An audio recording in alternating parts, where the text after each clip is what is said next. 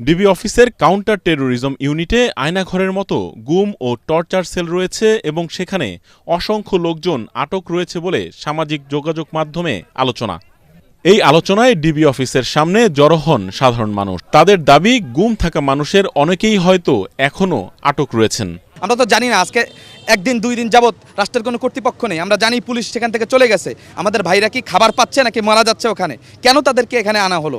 আমরা এটার একটা সুষ্ঠু অবস্থান চাই, আমরা দেখতে চাই যে ওখানে কারা আছে। এজন্য আমরা এখানে অবস্থান নিয়েছি আমাদের দাবিটা প্রকাশ করার জন্য, শান্তিপূর্ণ অবস্থান। 2023 সালের অক্টোবরে আমাকে গুম করা হয়।